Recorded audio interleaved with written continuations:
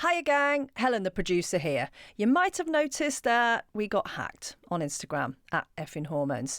So sorry if you got spam messages, and I'm really sorry if you got hacked too. We've managed to get back in, so if you have blocked us or restricted us, you can unblock us and unrestrict us again. And make sure you put two-step verification on everything. We have learnt our lesson. Okay, time for the episode. Hola, and welcome to Effin Hormones, the podcast about perimenopause and beyond. I'm Emma Goswell, and you know what? It's a real joy to be back after our little summer break. How have you been? Really good, I hope, and I really hope you've been rolling with all the changes that can come at this time of life. Look, we know how you feel, and we've got you. In this episode, you're going to hear from the utterly fabulous Dr. Nighat Arif. And if you're in the UK, you'll have probably seen her on the telly already, because she's the resident doctor on BBC Breakfast and on This Morning on ITV as well. Yes, she's very busy. Now, you're going to hear all about Nighat's book, which is called The Knowledge. It's all about women's health, from periods right through to menopause. And it's full of great advice on how to empower yourself to take charge of your own health. In fact, she's so brilliant, here's a little sneak peek. Women are amazing resources to tap into for money, right? Whether it's our self-esteem, buy them my lipstick and all men will flock to your feet, whether it's perfume. There is nothing that the women's sexuality cannot be used to sell, and menopause is one of the trappings of that, unfortunately. And we have to be the moderators to decide that, because if we switch off it, then the companies know that they can't use our insecurities to sell us shit. Oh, God. You are speaking my when language. Are you going to become health? I was going to say, when are you going to become health minister? Oh, that's a good idea, Bina. All of that to come, so stay with us. But first of all, it's time for a catch-up with me mates. It's the gang. Woo! Helen, Bina and Terry. Here we girls. are. Hello. In person. We are actually in person for the first time OMG. in over 12 months. I can smell your breath. Oh, my God. I could reach out and touch you. Oh, you're creeping won't. me out a bit. It's like that Sorry. ASMR thing, isn't Sorry. it? Oh. I feel all dirty all of a sudden. Sorry. We've literally Reach out only and just started, reach. and already it's getting like, Getting creepy. you know, Weird. weird and creepy and a bit dirty. So we're going to get some smints. Oh, we've just had a lovely, what would you call it? Spread. Lovely Spreads. spread round Terry's. Yeah. Tea. Picky tea, that's Picky what you tea. call it. It is a picky tea. It's a picky tea. Oh, hummus, dips. You can't go wrong, can you? Thank you, Terry. It's very You're very kind of you. welcome. Would have said cheese and wine, but none of you had wine. You're all on the tea. I know. How times change, eh? Oh, I was up till midnight having a cheese and wine party with the dog, which was why I'm not doing it tonight. You think I'm joking? We have this thing called the cheese tax in our house. And if Oh, you you've got to if you pay the open the cheese fridge tax. and Yeah. approach the cheese, you'll hear Oh, really? a Labrador behind you, and you've got to give him some of the cheese. It's the rules. Cheese Have you not tax. seen the cheese tax on Instagram? No. Do you not know about this? No. Oh my It's a God, thing. it's so funny. It's a thing. It's a thing. Yeah. There's a little song. You got to pay the cheese tax every time you... That's where And then she like all got the it dogs from, turn up, and then there's like dogs in bow ties, and then there's like dogs like walking on their hind legs. Honestly, it's brilliant. It's a thing. Time well spent, Helen. Listen, when you've got a 9-year-old who watches quite a lot of YouTube, you know, these things get drilled in. So listen, season 4, this is exciting. I know. And we haven't been together in person for a long time, so we've got loads to catch up on, surely. Mm-hmm. Anyone got news? Well, I've just been away for the summer, really. I've had a lovely summer. So, yeah. Yeah, cruising. Cruising the med. I've been cruising. Any yeah. hormonal shizzle, or is it all going okay? Emma's been dogging, you've Not been too cruising. bad. Sleep's starting to fall apart, huh? I said Emma's been dogging, you've been cruising. Oh, yeah. She's Have I been dogging dogging? Well, you're cheese. dogging cheese and wine with the dog. Oh, right, yeah. I've been cruising. I couldn't think of a witty enough comeback from what you might have been up to then. They're all weak. Yeah, no, I think hormones, sleep, mood, if I'm honest. My periods are down to 1 day now, Oh, right. which is interesting. Have you started? You were prescribed HRT ages ago. Have you actually started it yet? Yeah, no, so I have you? did. Oh, did but you? then I had to go back because I wasn't getting on great with it. And then because there was a bit of a shortage, I think it was just like, let's just wait a bit longer. I opted to wait a bit longer to go back because what the GP and I were discussing was like how to start something because what I think she was looking to put me on, there was a known shortage. Yeah, that was pretty much everything. There was a shortage of at one point. And so she was sort of saying, listen, we could start you on this, but then you might go a period without, like, there's a total shortage. So would you rather wait? Like, if you're feeling all right, I was like, yeah, I feel okay. And because I understand a lot of what's going on, I can reason it, you know, do you know what I mean? Like, I'm not at my wit's end like I had been in the past. So I'm much calmer about it all, which I think is that, you know, that cycle you end up in because you're freaking out. And like, because I know what's going on, I'm much better at going, oh, it's this. Do you know what I mean? Rather than go, what's wrong with me? I'm not doing that anymore. But I know do you know what I mean? I'm not. You're just handling it all better. Yeah, I'm much more. Yeah, because I don't have things like, I don't have hot flushes. My body temperature has fluctuated a bit more, but again, not to the extremes. The the hot flush extremes. Changing your sheets in the middle of the night. God, no, none of that. But are you actually, sorry, are you taking it then? Are you taking No, it? Oh, right, no. So you're just managing it through... I mean, through loads of vitamins, bit of exercise, eating all right. And also, genuinely, I've been in the sun a lot. And I think that has made a massive difference, if I'm honest. I think it's helped. Just to mood, doesn't Massively. it? Yeah, mood, definitely. absolutely. to Mood for a start. And I think because that's improved my mood, I think the rest of Lots it to be feels said less. for it. Yeah. And I'm sleeping okay. You know, my sleep started to go a bit, but I'm not terrible. Yeah. So what you were saying about, I think knowledge is half the battle, because when I first went on HRT, a lot of my symptoms were around sort of physical. There were migraines and palpitations, and I had a lot of anxiety around that time, which I put down to COVID. But actually, a lot of it, I think it was a bit of both. I think it was COVID, but I know it was my hormones as well. But now that I understand how hormones fluctuate, when I start getting a panicky feeling that I was getting that anxiety feeling, I mean, I've done a bit of work on this as well to try and help myself deal with it. But I think I recognise now that I'm not going to lose the plot when I start feeling like that, and recognising it is half the battle. And this is where I think I'm what's all right, going on. and how, because before I was fighting so hard to go, no, this isn't me going mad. Because don't forget, I've had like mad shit like burning mouth syndrome. Oh yeah. And I do get tingly. It gets tingly from time to time. I'm like, I know what it is. It's okay. So yeah, it's just it is a little bit. I'm not saying this is right, but it is a bit mind over matter. Like, I'm okay. I'm not. I know I do need HRT at some point, but for now, I'm okay. I'm actually okay. That's great to hear. Yeah. How about you, Ems? Well, I've got a weird update. Well, I've got two updates from the summer. I will start off with the hormone one, as we are talking hormones. Now, as you know, I kind of pride myself as being postmenopausal the longest out of this group. So, you know, I might not have a clue what's going on, but I've been doing it for quite a while. I had my last period in January 2019. I'm pregnant, imagine that. Yeah, I had my last period in January 2019. Until this summer. I don't know what the fuck is going on. I suddenly, after not having a period for 4 years, had a period in August. Like, not a full one like I would normally have, like a day one like you would have had. I thought I was dying. I was like, why am I bleeding from that hole? That's not... that You shouldn't be bleeding from any orifice. This just shouldn't happen to me. And I don't know what I would have done if I didn't have a much younger girlfriend who was still menstruating, and I could readily get my hands on... tried a sanitary towel, which is absolutely the worst thing, which I haven't worn since about 1984. By the way. Walk like a bow-legged, like the old waddle. Awful, aren't they? How do women wear them? They're vile. Anyway, then I tried that for about half a day, and I was like, I cannot walk around with this in my pants anymore. This is ridiculous. The brick. And then had to insert a tampon for the first time in 4 years. It was horrific. I was not happy about the situation at all. But I just thought, it literally just happened for a day and then it went. And did you get like period cramps or anything like that? I have felt like I've been having period pains. Yeah. How is that possible? How do you go for 4 years without having one? I would mention that next time you go in. I probably should tell do my you know what? I GP. would as well, because I know someone else in fact, I know two people, and I recently took someone to a gynecology appointment for that same reason, who hadn't had a period in many years and had a bleed over summer. So worth getting it checked. Yeah, I should get it checked then, Yeah, shouldn't you I? should Really? get it checked. I was just too freaked out to Yeah. That must be quite freaky. bring the doctor. Surprise! Yeah. Have a look on Dr. Louise Newson's website about postmenopausal bleeding as well. There might be some tips and suggestions on there about what to look out for and everything. I was just in shock.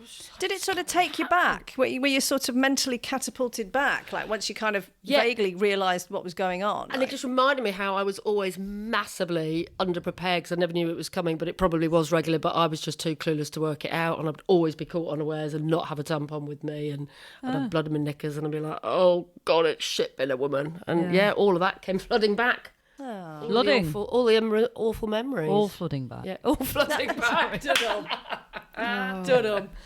Terrible. Anyway, so there's that. Other big news over the summer. Anyone notice anything different about me? Have you done it? No, look at this. Is that engagement? Have you done it? Have you had a little quiet?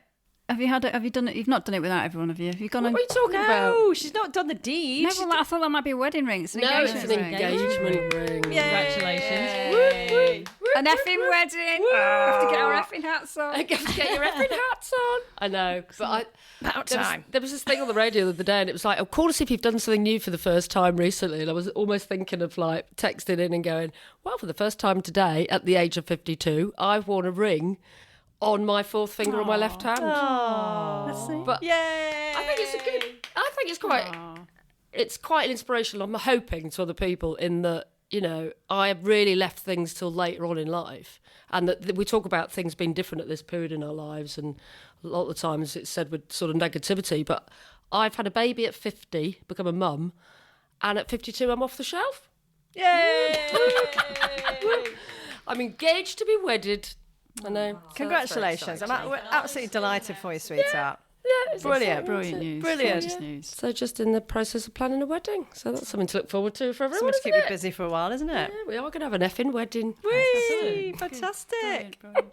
But don't worry, no, you haven't missed a party. I just thought, oh my God, did you do it? Did you go to registry office? Oh, did you elope? Did I? Gretna Green. Go to Gretna Green. Don't worry. Yeah. You know I like a party, Terry. I it will I be don't know why that even crossed my mind that you didn't have a... It will be a big fucking party, don't worry. You'll know about it, don't worry. Excellent. Well, I hope we all get our effing invites. Yeah, effing will. I know.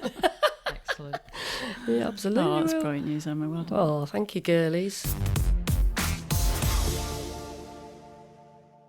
Well, it is now time for you to hear from our guest for this episode, Dr. Nighat Arif.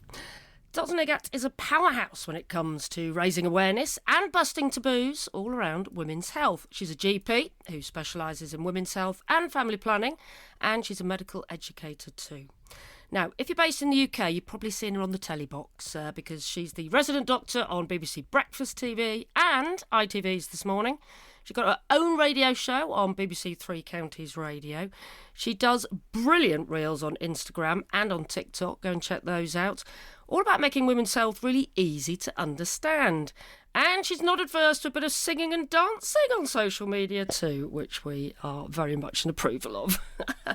And her book, The Knowledge, is literally everything you need to know about women's health, talking about everything from menstruation to menopause. And we've seen a copy. It is beautiful, it's useful, it's inclusive, it's inspiring, and we are currently all fighting over who gets to read it first. Well, I think Terry won that battle. But welcome, Dr. Nighat Arif. Thank you for joining us. Welcome. Thank you so much for having me. Oh my goodness, what an introduction. And I've heard you ladies are so cheeky, so this is why I'm actually... Don't worry. I really hope you've been listening. Yeah, we try our best.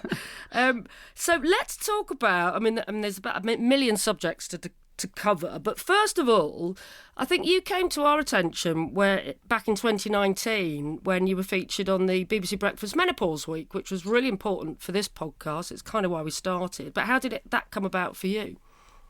I'll tell you what happened, because I was on maternity leave and I'm breastfeeding at home. And you know, when you get that moment and you're like, okay, I need to jot down what I see in my clinical practice.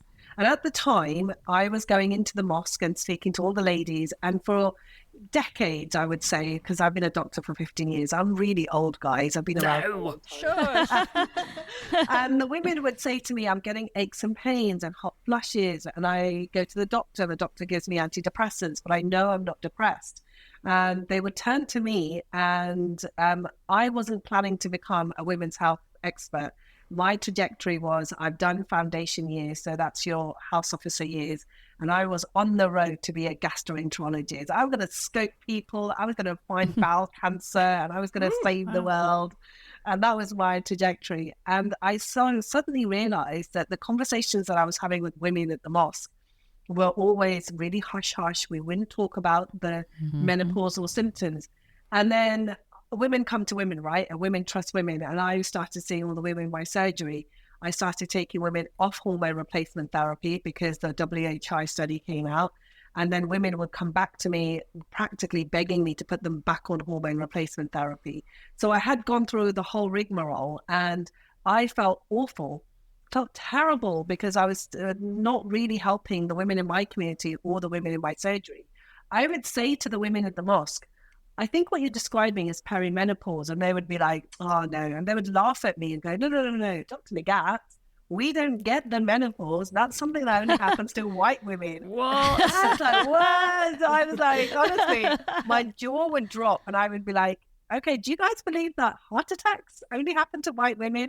And they're like, no, we believe only men get heart attacks. Oh my God. Wow. So I realized, okay, the symptoms that women are describing to me are not always hot flushes. They're not always the typical symptoms that I had been taught at medical school. So as you do, I put it on Twitter, really to other doctors going, are you seeing a lot of women who are complaining of head to toe pain? And we're terming it, we're putting in our medical notes all over body pain or miscellaneous body pain. And I could never understand it. I do all the investigations and I couldn't find a real cause for it, and then just offer them pain relief or amitriptyline. And then lots of other doctors started going, oh yeah, we're seeing this a lot in our Asian ladies as well. And it's around the time they're about 45. A producer, Lisa Kelly, who's still a dear friend of BBC Breakfast, saw that and said to me, do you want to come on BBC Breakfast? We're doing something called Wake Up to the Menopause. And I just went, no, go away. And that was literally how it started. Oh, I heard it was because they offered to do your makeup for you. That's why you wanted to get involved. That was the next thing. That's good, because then Lisa Kelly said to me, oh, are you sure? Because I put the phone down. Then I got another phone call about 15 minutes later.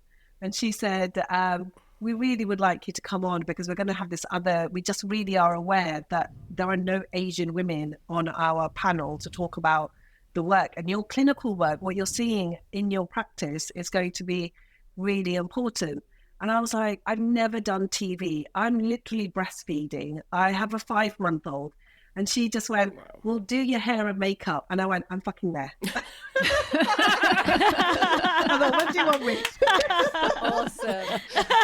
You don't need to do my hair because I wear a hijab, but I am there if you can sort out like I love that. was it. Having gone through the breastfeeding experience myself, like actually going and getting a pamper and someone making you look absolutely fantastic, I can totally understand that was like. That was it. That literally was the road onto like getting onto the BBC. I got bribed by free makeup. And since you've done that, you are, I wouldn't use the word omnipresent, but you're on quite a lot of different platforms, radio, TV, social media.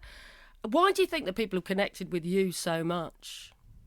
Well, the first thing is I realised I don't look like your normal doctor on TV. And so the funny story on BBC Breakfast was I sat there, I had Dan and Louise talking to me about the symptoms, and I started going on about vaginal atrophy. So before 8:30, people eating their breakfast and hearing about the dry vaginas. And I literally said that. And the producers were all scrambling around going, can we say vagina before 8 o'clock? I was like, I've said it now, I'm a doctor. That is such a BBC conversation. I've had that conversation It's before. such a BBC conversation. And then I came off the sofa. I had just spent 6 minutes talking about what is my truth as a doctor, right? This is my clinical work. I've been doing it for well over a decade, albeit I do it behind closed doors. But what struck me was the amount, just from the back of that, so many Asian women going, oh my God, somebody that looks like me was telling me symptoms that I had thought I was going crazy. So you've got to look at the narrative from South Asian women, right? So our lived in experiences and our truths when it comes to our body is we don't like to talk about the psychological symptoms of the menopause because it's so taboo to talk about mental health and depression. In fact, the word for mental health is actually pagan, which is translated as madness. We don't actually have mental health in our language. And so the word for our body parts are also rude and swear words. And we don't have a word in Punjabi or Urdu that directly translates as menopause. So you've got a doctor who's wearing a hijab, a Muslim woman, overtly Muslim woman, sitting on the sofa talking about, say, hot flushes and night sweats and insomnia and lack of libido. I mean, nobody talks about lack of libido, and is able to say, look, the words that we have, say, banji, which is translated as barren in Urdu, that's what we use. That's not menopause. However, I need to be able to give you the lexicon to be able to go to your NHS doctor and say, I don't need antidepressants. I need hormone replacement therapy, which is first line according to NICE since 2019. And I think that bridging of information of two cultures, and also recognizing that this is my work, but it allowed people to sort of warm to me. It's taken its time. It wasn't easy going because, let's face it, you don't normally see a doctor wearing a hijab talking about vaginal dryness on the BBC. So, a lack of libido. And so it came with its sort of pros and cons. I initially had a lot of trolling and backlash. And I would say in the last 6 months or so, I've come to a really happy medium where people are like, oh, okay, I know who she is and what she does. Who was the trolling and backlash from? So off the back of BBC Breakfast and the menopause campaign, I was talking about my work, but then something else happened, which was a novel virus called coronavirus. Do you remember that happened? Yeah, that little thing. That little thing. Yeah. And everybody went into shutdown, and people were sick and tired of seeing Matt Hancock in his toilet with all those books. And honestly, and so I was doing my work. Suddenly, our GP doors were closed, but we were working online and via video telephone consultations. And the producers at BBC Breakfast sort of said, we're looking for some doctors to talk about what they're actually doing on the ground. And it's going to be known as the GP slot at 6:30 in the morning. Do you have a bookshelf? And I went, I don't, but I have a kitchen. And as you can see, I have this is where I sit and do a lot of my thinking. And I would literally sit, have a cup of tea and talk to the TV presenters. And then this morning said, would you also be kind enough to talk about what you're doing? Because vaccines, periods are being affected for women. What about the research around sort of, masks and social distancing, homeschooling? How's that going as a mum who's working as a doctor in the pandemic? And for 2 years, I literally thought I would do one gig and then they would take me off, right? And then what happened was for 2 years, I was the regular doctor on BBC Breakfast and ITV This Morning. And gradually people got to know. But what happened was Middle England suddenly woke up and they were like, there are women with hijabs who talk medicine. And firstly, I got a lot of just the fact that people were shocked to see me, someone who looks like me. So I got a lot of Islamophobia, racism, misogyny, that woman. So I would normally get a tweet that would say, that woman is telling me to wear a mask, who the F is she, and things like that.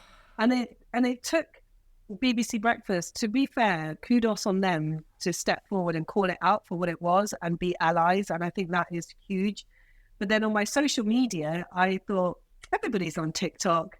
I can't sing and dance, but you're very kind, Emma, to say that I can. And what I can do is talk about medicine. And as I was doing that, it was actually people from my community. So Muslim women and Muslim men going, sister, could you please do this behind closed doors? Because nobody wants to know about vaginas and nobody needs to know about vulvas and nobody needs to know about how to do a self-breast examination to pick up breast cancer. And we don't want to know about HIV. So I would and in fact, a lot of my videos and my content would get pulled because people from my community would say it's breaking community violations. So it's been an uphill struggle for them to accept that these are conversations that need to be brought into the forefront. Me as a clinician, all I'm doing, it's stuff that I was doing with a closed consultation door. I'm just bringing this to outside the consultation door because the time the data has shown that marginalized communities are those that are most adversely affected by the clinical pathways in the NHS. So did that backlash ever make you think, I can't do this anymore? Or did it spur you on to put even more stuff out there, really, because you saw the need for it? I think this is where you form allies and you form a tribe. And what I did was I collected a tribe of women likewise, and actually men who supported me, fellow clinicians, fellow doctors, because I'm sure you've noticed, with your podcast being the Effin Hormones, that the women's health space is very loud and very powerful voices are within that space as well. And also whether we like it or not, because the white community is the majority of the community, whereas we know Black and Asian community is 14% of the population in the UK. However, it is very much a white noise. And I say that consistently. And I now make no apologies for that, because I think we've got to recognize that that is the case, because that translates into the clinical pathway that I'm expected to deliver as an NHS GP. So when a patient comes in and says she's a Black woman who's got fibroids, I've actually got no data, UK data that I can give her. I've got American data, but I can't give her UK data. But our clinical pathways are very white, European centric. So where is the space for the woman who's Black trying to navigate herself through the NHS pathways? So what happened was I started making this tribe of colleagues who are like-minded, who would boost me and say, it's okay. And the other thing I learned a lot, Emma, was to just, I found the block button and I was just like, block, delete. Sensible. I realized that those that want to listen to my message will find me, and those who don't want to listen to my message, then I'm not for them. I'm not their cup of tea. And I've made peace with it. That's fine. You go on and do your work and I'll do my work. Hey gang, just to let you know, this episode is sponsored by BetterHelp. So what is BetterHelp? Well, it's online therapy, Ems. BetterHelp matches you to one of 32,000 licensed therapists based on your location and your preferences. And then you can access therapy from your laptop or your phone. Now, you've had therapy, haven't you, Ems? And you're quite happy to talk about it too. Yeah, and it's really important to talk about it because it has helped me and it has helped so many people. And we talk about mental health all the time on our podcast, don't we? Because my mental health wasn't awful, but it went crashing downhill after I hit what I thought was the midlife crisis, and then got even worse when I was actually perimenopausal. And I so benefited from seeing a therapist. It massively, massively helped. If you could sum it up in one sentence, what therapy's done for you, can you sum it up in one sentence, like how beneficial it's been?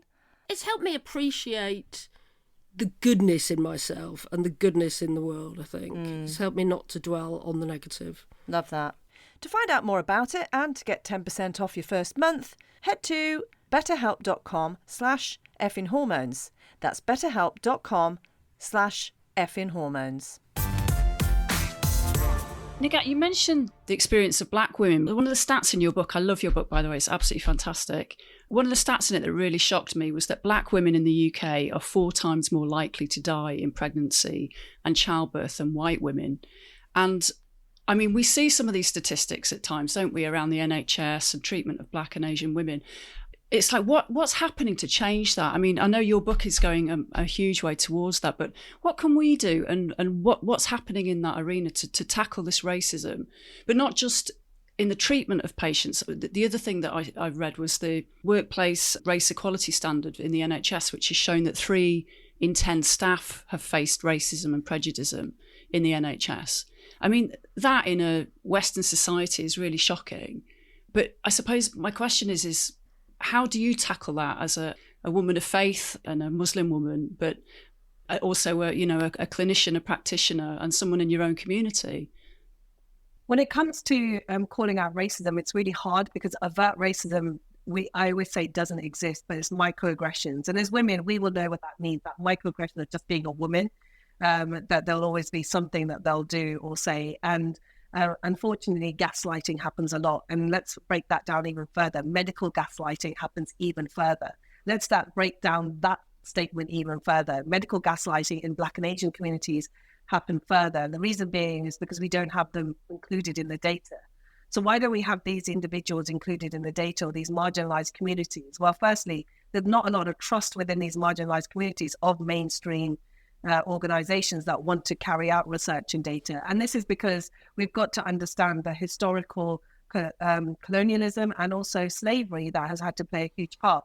So I'll give you an example. The Sims speculum. So when you go in for cervical screening and we put a speculum inside you, that speculum was actually from Marion Sims, the father of gynecology, who was an American physician who worked on the plantation fields.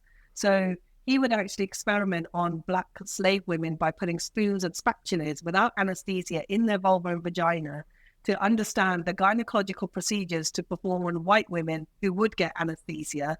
And also that's how the development of the Sims speculum. So it's something we use still now in 2023. Wow. But you know, these stories... Shocking. I don't think most people know that. That's horrific. No. No. And these stories are lived truths within the Black community. And these stories travel from generation to generation, because the only way to understand for Black women to the hardships that they have is the only thing is for their generation to make sure that their history and the foundation of gynecology has been made on Black women is never erased.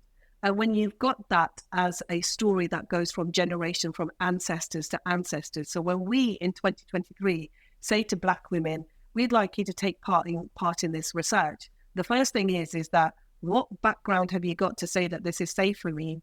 Also, what can you guarantee that I will actually be the recipient of the outcome? Well, we don't. Too many times I've done research studies or I've been part of research studies and the Black women say, well, I filled out that questionnaire about endometriosis. Where is the actual doing bit? You said you will listen to me, but you're listening, but you're not actually doing and implementing any of the change. So the racism has to be called out where it can. You form allies where you possibly can. The overt misogyny has to be called out.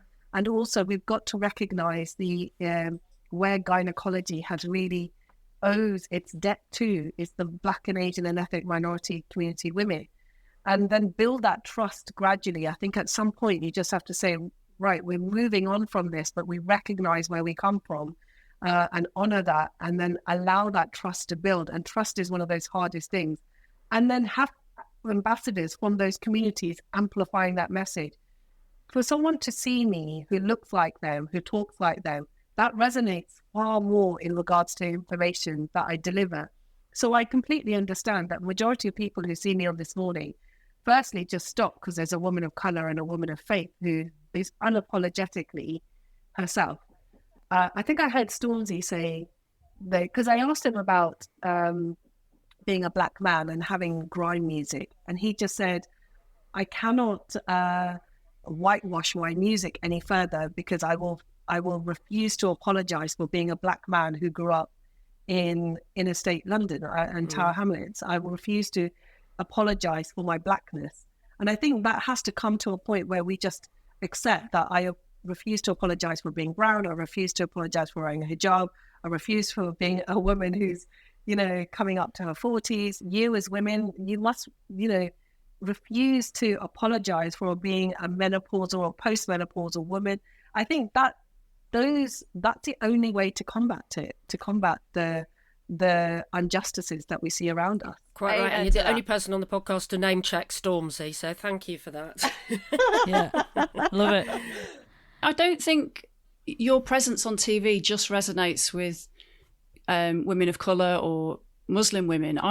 I love it that you're on TV. I love your book. The first thing I opened when I opened your book was women of colour, and every medical textbook I've ever looked at has shown women, white women, or every menopausal or perimenopausal resource we look at is majority of them until recently have been white women, and it's just so refreshing to hear perspectives and to see other women represented. I think it's brilliant. There's a little story behind that, actually, because you're absolutely right. I studied at Barts in London, and every textbook I would open would be either a line drawing of a vulva or a breast, or it will be Caucasian skin, and I would never see women who look like me in it. So when I was writing this book, the first thing I thought about is that 9-year-old Nighat came here as an immigrant, and I'm the eldest of 5 siblings, and I learned English. So I naturally, as happens with lots of migrant families and refugee families in this country, is that the eldest will learn the language first before the parents do, and you end up being the translator. So I went through translating for women in my community, not really understanding that I'm translating miscarriage or heavy periods or endometriosis or menopausal symptoms. And then nearly 40-year-old Nighat was thinking, shit, oh God, I'm now a doctor and I'm still translating the same things, if that makes sense. And I'm still trying to decipher the same problems. And how can I make sure that my women or women of color are represented? And so the first, I think, 7th, 8th page is a black vulva. So the publishers, I have to say, hats off to them. Because when I spoke to them, I said, firstly, I want it illustrated, which makes the book really expensive anyway. The minute you say, I'm going to put some pictures in there, that's it, it's expensive. And then I said, but I want different shades. I don't want just black. I want all the way down to Caucasian. And they went, okay. The first illustration of the black vulva went to the printers, and then they sent it back going, could you lighten the color? Why? Wow. Yeah, because it made it really expensive. And also because the tags couldn't be seen clearly on the black skin. So the labeling couldn't be. And I refused, and my publishers were like, we refuse to do this. So my publisher said, what we'll do is we'll go around the picture and we'll take up space on the page. And I thought, that's why in medical school, the books are so expensive to make and produce. So what they've always done is defaulted to the cheapest way of producing books. But also it realized, which is line drawing, which also made me realize then that historically, even in medicine, we hate women taking up space on a page. Oh, that is amazing. So this is this is metaphorically correct. Wow. So for a woman's vulva, I've had to go around, and I was like, I'm going to take up as much space as I like. So it's taken up a whole page. Brilliant. But doesn't that translate into society as a whole? As women, we're told to be small and demure, be quiet, don't talk about your perimenopause, don't talk about your desire and sexual libido, be small, be smaller, take up less space. And so for me, the book became this passion project where I was like, take as much bloody space as you want, take it. Fill it with black vulvas. Yes. That is absolutely awesome. And I just wanted to sort of hark back to what you said previously there about, I'm not going to apologise for being this, I'm not going to apologise for being that. And for me, that's so beautifully represented in this book as well, because you've got these beautiful pages with like mission statements on that are just like, if I had read some of those mission statements, you know, when I was like a 12, 13, 14-year-old young girl becoming a woman, honestly, I think it would have changed my life. They are so fantastic and positive, and I love it. And you can take them and go, this is everything. It's so unapologetic and joyful. So thank you for doing it. And that was done on purpose, because when I came here, my mother, the first thing that when she realized that her 12-year-old, so her mother doesn't speak English, her 12-year-old is menstruating. She, gave me the biggest pad possible. Those sort of thick Bricks. those white ones. Yeah, exactly. The waddly ones. Exactly, with no pads. And when I was about 15, and the matron at the school said, by the way, you don't need to get abrasions and leakage from your pad because there's pads with wings. And I was like, hold on a minute, there's pads with wings? It was a game changer, right? And it was just like, what is this? And suddenly, when you start being unapologetic and you take away the shame and the taboo, no one can then force that on you, right? And so then you have to take ownership as well. And when I wrote this, I thought, I really wish 9-year-old Nighat had this. So it's very much written in my tone. So it's not a medical book per se, it's an accessible book. And I'm dyslexic, so I made sure that it was on colored paper so people who are neurodiverse can read this quite easily with all the pictures. And so there were so many layers of thought that went in. It took me 2 years to write this. So my heart and soul went into it. And then to have people who are colleagues like Dr. Zoe from This Morning, or Dame Leslie Regan, who is the ambassador for the Women's Health Ambassador for England, which is the first women's health strategy that we've got, to say, I wish I had something like this when I was younger. It was like so music to my ears, because I thought, my contemporaries, who are usually the harshest critics, they like this. This is good. So when you sat down to write it, when you came up with the idea, who were you writing it for? Why did you want to write it? I was writing it for 9-year-old Nighat, and that's the honest truth. She was constantly in my mind. And in fact, the audio version of the book, if you listen to it and I read the acknowledgements, I start crying a lot because I had to stop. Because I think that people always say to you, to ask me, what is success, Dr. Arif? Are you successful because you became a doctor as a migrant child? And I keep thinking, do you know what success is? Not even awards or being on this amazing podcast, because although this is success, Oh, but thanks. like it's what you have up here in your brain, and to physically then touch it and grasp it, and then pass that on, your knowledge, to your community, and say, light your candle in this so you have knowledge, and then light it on further, and then further. And then somewhere down the line, even when I'm dead and gone, there could be another 9-year-old Nighat who will just say, oh, I already know about pads with wings. That's it. I'm done. You're making me feel a bit emotional. This is so inspiring and brilliant. Thank you. I mean, you were aiming at 9 years. I mean, we're all sort of a similar generation, really. But what do you think about education for girls at school now, today? Is it better?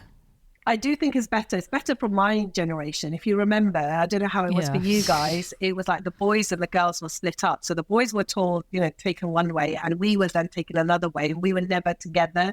It was like, okay, I remember we had a lady from Always, the company, come and talk to us. And she showed us tampons and she showed us pads. And she was like, a lot of girls don't bleed that much. You probably only get like a tablespoon of blood. When I started bleeding, I know that tablespoon of blood thing is just nonsense. Such a load of nonsense. And then she showed me a tampon, and I took a tampon home and I showed it my mum. My mother was horrified, and she was like, "Oh my God, you can't have this. This will break your hymen, and people will think that you're not a virgin." So tampons were off the table. Gosh. And that stuck in my head. And then I'm a doctor who does women's health, and it was only till I was about 34, and I thought, why don't I use tampons to make my life a lot easier? And that's when I self-taught and watched YouTube videos on how to insert a tampon. And I think that this just shows, even as doctors, we all have our own limited knowledge, and there's a different way of how our upbringing really impacts our understanding of our bodies. And if you have a culture where you're hypersexualized, so your boobs are hypersexualized, your vulva and your vagina are hypersexualized, and you think that they're not part of you, there's shame attached to them. You don't even want to learn to actually make your life a lot easier. And so on that respect, yeah, I think that we have moved on so much in regards to schoolgirl education. And then on top of that, the next layer is now social media.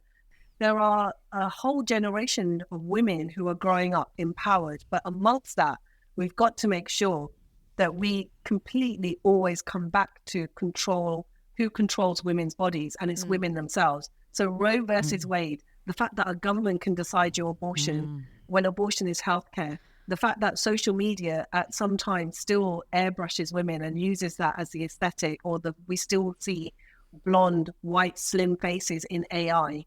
And if I put myself in AI, I don't see myself at all still. The fact that the aesthetic of beauty is still white European centric. And so someone who looks like me is not considered beautiful.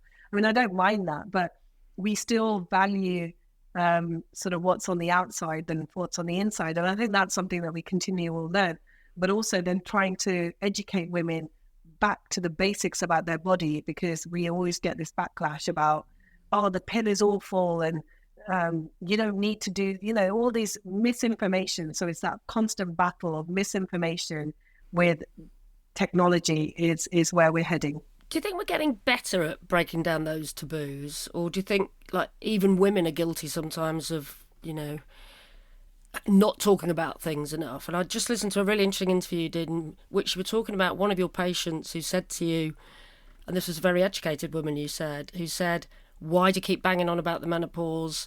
Our mothers went through it, our grandparents went through it, our aunties went through it. It's just part of old age. Stop talking about it. Just get on with it. That sort of stuff is still going on, is it? So we are definitely getting better. I mean, look at you guys, 4 incredibly empowered women. But if you think back a decade ago, were you making podcasts about this? No, we didn't know anything about it. That's why we did it. No, I mean, we started it because there wasn't anything. I mean, we started this before the sort of the Davina revolution. Yeah, you did. And that there was nothing, and actually we started it because we had no fucking clue what was going on. We did it because our mums hadn't spoken to us about it. We have a lot of agency as individuals. We're all educated, like we can all go off and find information. We don't need it spoon feeding, and the information was just lacking. And as you say, with the internet, there's so much crap on there. You Google something, and I've got a theory about American farmer hijacking the internet, putting loads of crap out there to try and get you to go and buy stuff. And now I think there's become the companies and the corporates are all cashing in on it as well, right? Yeah. And on one hand, I'm like, well, where the fuck have you all been all this time? And on the other hand, obviously they're seeing it as a cash cow now, and so there's another layer of I wouldn't say misinformation, but it's just difficult for people to navigate because there's so much out there now. It's so Start with the book. And Bina, you're absolutely right, and that joins with sort of what Terry's saying, but what Emma's saying as well. You have to start somewhere, but if you start with the NHS is actually still written and managed by men who are white middle class men. And the NHS so far, even though menopause information, the website was outdated data. It was still talking about how HRT causes breast cancer and all women shouldn't be off it. So it's really difficult to decipher, because where do we move on as a society, and where is technology moving on? But the whole point is that we empower women who are vocal and also knowledgeable enough, like you guys, to use your platform to amplify messages, to empower women. And that's what I say about lighting your candle of knowledge, because when you do that, it means multiple other women are empowered at the same time. And then there comes to a point where you just say, I'm not going to stand for BS anymore. I know what I'm right. And that also allows companies to know that they can't sell us snake oil. It comes with collaboration. Women, historically, throughout history, women are amazing resources to tap into for money, right? Whether it's our self-esteem, buy this bra and you'll be amazing. Whether it's face, buy the white lipstick and all men will flock to your feet. Whether it's perfume, there is nothing that the women's sexuality cannot be used to sell. And menopause is one of the trappings of that, unfortunately. And we have to be the individuals, the moderators, to decide that. Because if we switch off it, then the companies know that they can't use our insecurities to sell us shit. Oh, God. You are speaking my language. When are you going to become health? I was going to say, when are you going to become health minister? Oh, that's a good idea, Bina. I've worked with ministers, honestly, and no, I wouldn't touch that in my mouth.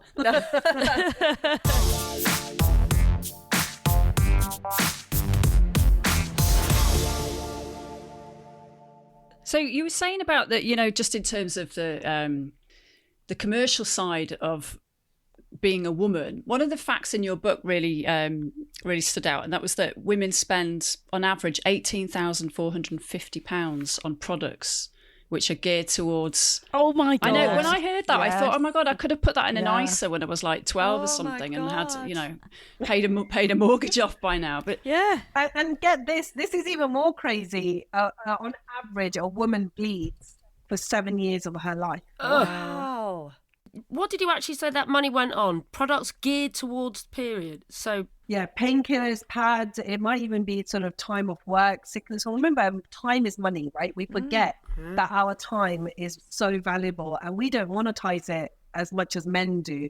I often look at my husband, who's a solicitor, and he will monetize everything, every bit of work, time, and he will put money against time. Which is, I, as a doctor, as a GP who works in the NHS, honestly, it's like pulling teeth if I try and get money out of the NHS or anything as a doctor. Right, I can imagine, yeah. Let alone my time as a woman, even childcare. We saw it in the pandemic. What happened? Well, women were told to go back home because, unfortunately, society still sees women's role as being the maternal figure and the caretaker. And our time is superfluous to men's time, because men's time is far more expensive, and so they're valued. And what happened when lockdown came and everybody could go back to work and start commuting. My husband commutes into London, and he sort of in June, July time when the lockdown was lifted, and he was shocked because he took a photo and sent it to me, and he said, in my train carriage, there are only men. I cannot see any women. And it was because women were still homeschooling or they'd been made redundant in the pandemic, which shows from the Fawcett study how little we value still our women, our society. If you think of it as a household, we don't invest in the foundations, which is the women. And then constantly we're saying, oh, but our economy needs to thrive. And if you look at the data, if you support women with their healthcare, women and girls, so understanding about period products, if you're understanding about the cost of the taxation that's got put on period products, the painkillers, they're twice or 3 times doubly more expensive than, say, standardized painkillers. Hospital appointments, women wait longer for painkillers. I mean, the catalogue of stuff that isn't geared towards women.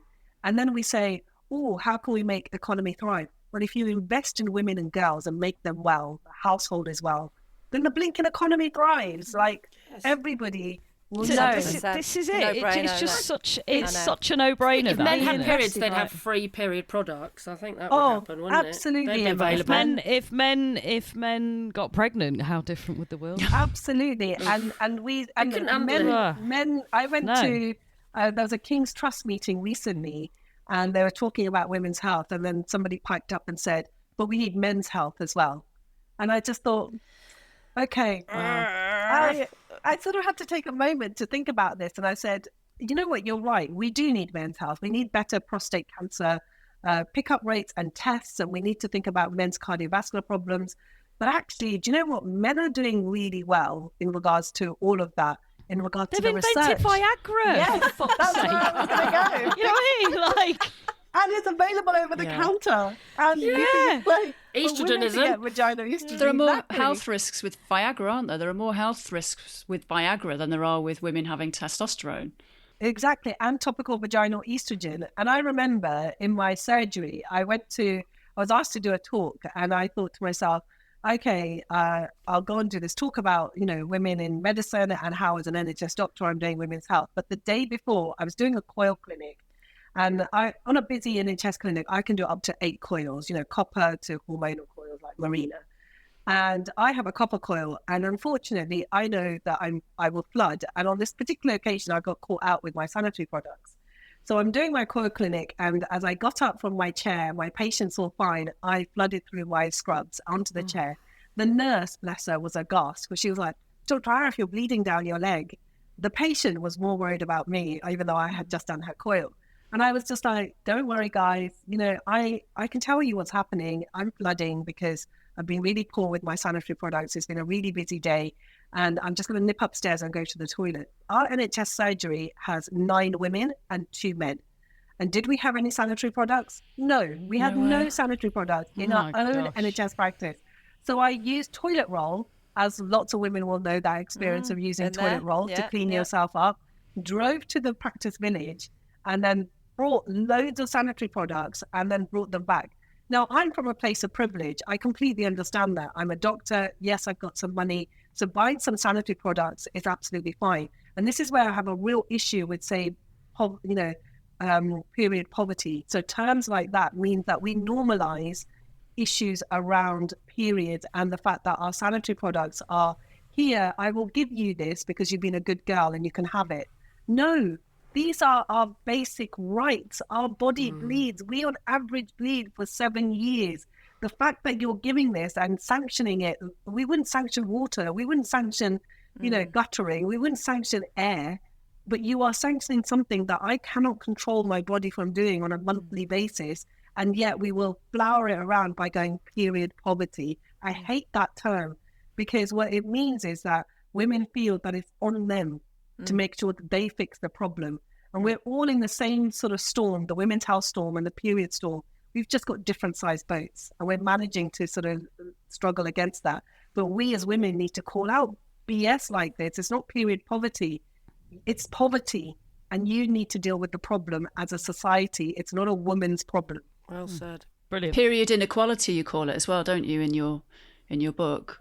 Yeah, I do. I call it period inequality because that is one of the starkest inequalities that we teach girls from the age of 10 because they start menstruating at the age of 10. So the girls at age of 10 already know the game. And as a mother, doesn't that break your heart that I'm teaching my daughter at the age of 10, okay, this is how you play the game. This is how you manage your periods. This is how you keep quiet about blood and don't tell your boyfriend. This is how you hide your bodily function because blood is disgusting, or you're not allowed to go to the mosque because it's seen as unclean. And we use these words, unclean, hygiene.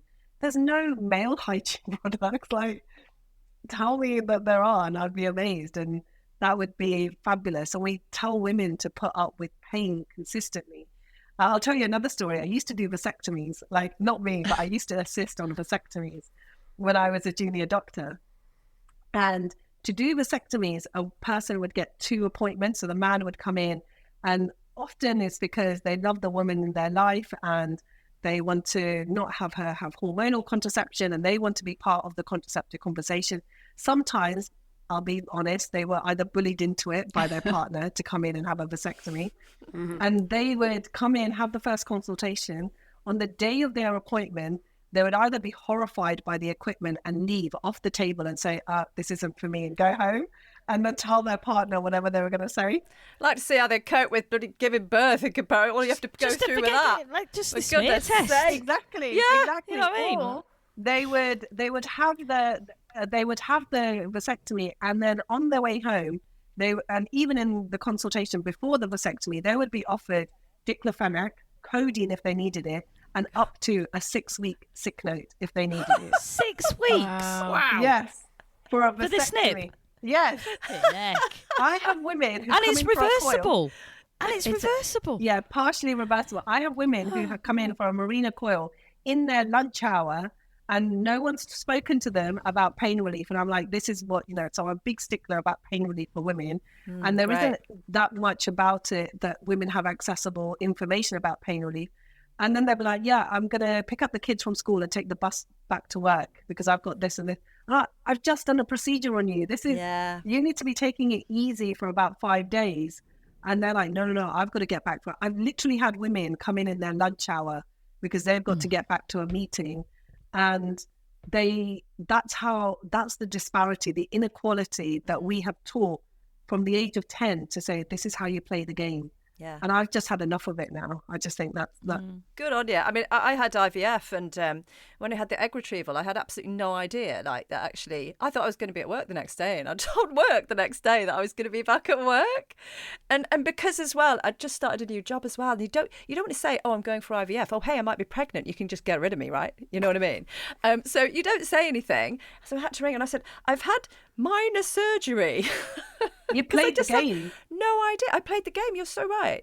And I just wanted to say that, obviously we come from the perspective of perimenopause and menopause. That's like the emphasis of this podcast. But, what you're talking about is really a lifelong of playing the game as you've identified. And I became very aware of the perimenopause taboo, but actually there's always been a taboo around talking. I mean, girls would talk about it in the change rooms at school and have you had your period yet and all this, that and the other. But it's not like I'd go out on a date as a young woman in the 20s and say, oh, I'm just going to go and sort my tampon out, love. Do you know what I mean? You do play the game. Can I ask you, and we kind of get into the end here, but young women who are around now, there's a lot to negotiate here. We're trying to knock down the doors when it comes to perimenopause and menopause, and you're providing really inspiring things in your book and ways to navigate this situation. But what would you say to young women who are entering into this world from now to menopause to kind of empower them, I guess? Firstly, is know your biological journey. That's all I would say. So we are all on a biological journey that we transition from our period to our puberty years into our fertility years, into perimenopause, menopause, and postmenopause and beyond. And that's really important. Your journey doesn't just stop in your fertility years. When you're in your 20s, you think you're bomb-proof. I mean, I definitely did. I was like, that's absolutely fine. Now I'm approaching my 40s. I'm like, oh, actually, I'm not that bomb-proof. And there are aches and pains. And so what we need to be doing is empowering our 30-year-olds and our 20-year-olds about perimenopause and menopause. But also that starts in the home. The grandmother doesn't tell the granddaughter about her journey into perimenopause and menopause. The mother who might be going through fertility stuff doesn't tell her mother, and so forth. And so we work in silos. The amount of times I've had women come into my practice and said, I wish my mother had told me about vaginal atrophy because I put her in a nursing home and I knew that her recurrent urinary tract infections now, with the knowledge that I have, was because of vaginal atrophy.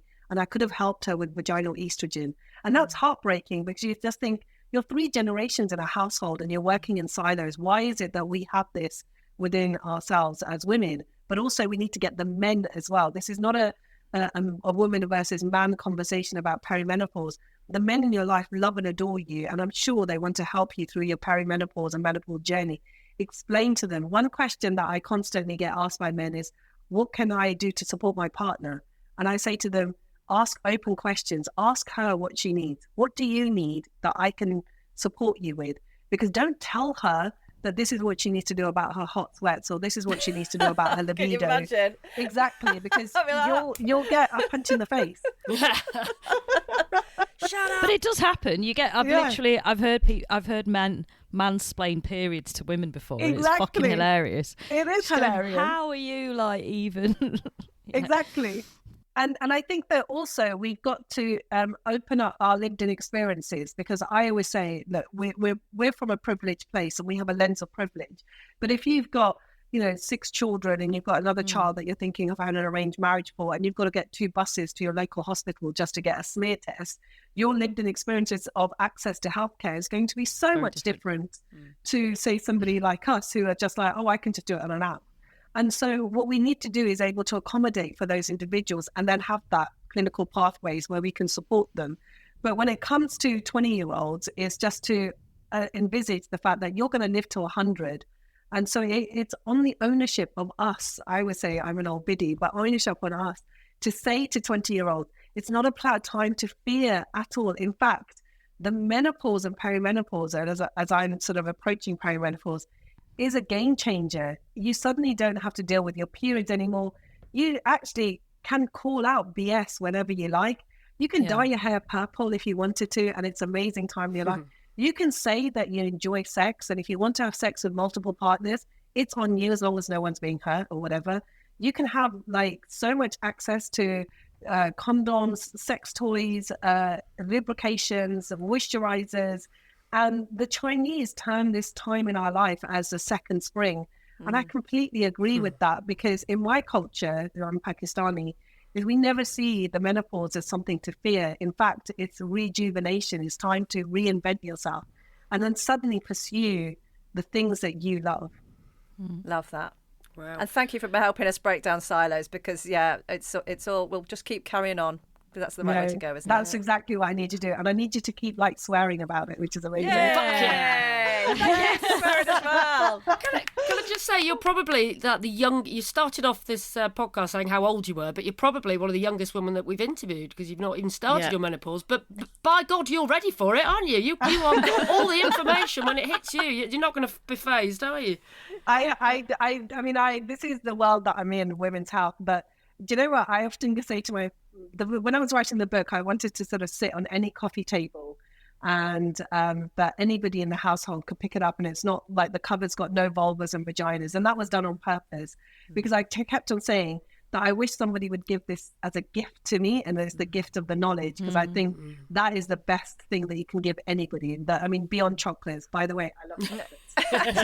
Noted. But that is the thing that would really help somebody to empower themselves about their bodies. And also, if I could do a gift basket, so we do gift baskets and baby showers and pregnancy baskets and loads of stuff for puberty as well, but we don't do that for perimenopause or menopause. And if I could have a gift basket for my 40-year-old friends, I would say to her, put in there different sanitary products if you're still having periods, because your periods will be erratic. I would put in there vaginal moisturizers.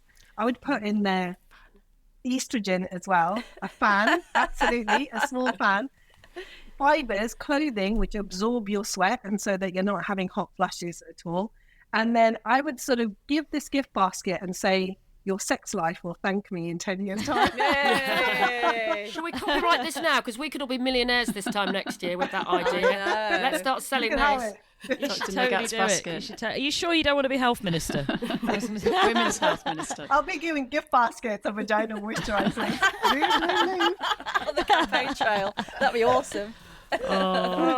Well, thank you so much for joining us, and we're just absolutely thrilled to get you on the podcast, because I think you're a genuine, honest inspiration to women and men across the country. So thank you. Such an honour. Thank you. Such an honour. Thank you. Thank you for having me.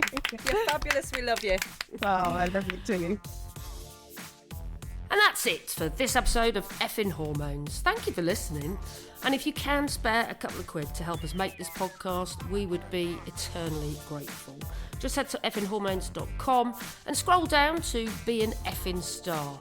All you need to do is click on that star and it will take you to the right place. Now, you will hear from us again in about a month or so. And in the meantime, enjoy Menopause Awareness Month. Take care. Bye.